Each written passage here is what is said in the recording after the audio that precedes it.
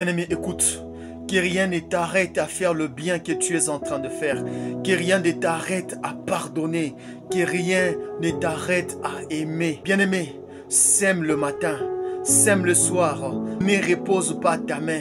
Bien-aimé, celui qui pardonne est en train d'affirmer qu'il a été pardonné au préalable par Christ.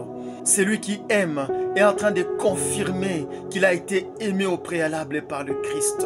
Le paresseux dit, je ne sors pas parce qu'il y a les lions dehors. Bien-aimé, toi aussi, tu refuses de pardonner parce que tu as mal. Tu refuses de pardonner parce que tu as trouvé un moyen de très bien te venger. Bien-aimé, Dieu n'est pas avec le paresseux qui reste à la maison. Il est avec celui-là qui quitte sa maison et qui fait face au lion. Dieu n'est pas avec cet homme-là qui décide de se venger, mais Dieu est avec cet homme-là qui décide de sortir et de donner son pardon. Parce que la vengeance appartient à Dieu. Quand Dieu se venge de la personne qui t'a fait du mal, toi tu es innocent et tu es élevé comme Joseph lorsqu'il a été élevé vis-à-vis de ses frères qu'il avait vendus. Mais quand toi tu te venges, tu deviens égal à la personne qui t'a fait du mal. Disons, Exode chapitre 1, le verset 15 à 16.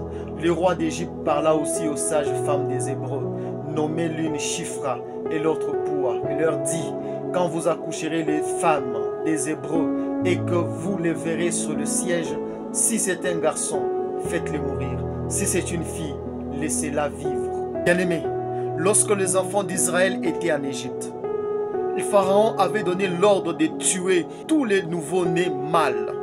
Bien-aimés, cet écho-là était arrivé dans les oreilles des Hébreux.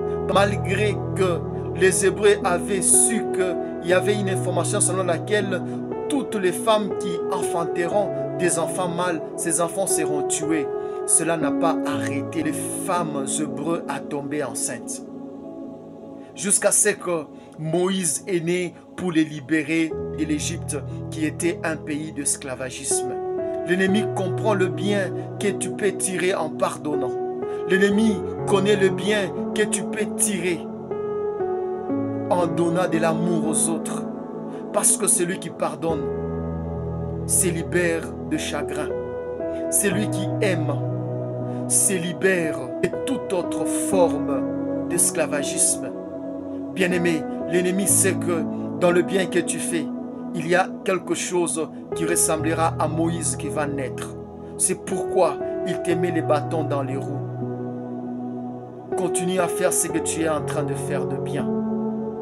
Ce que tu fais de bien ne produira que le bien dans ta vie, jamais le mal.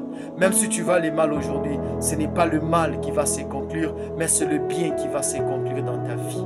Que Dieu te bénisse.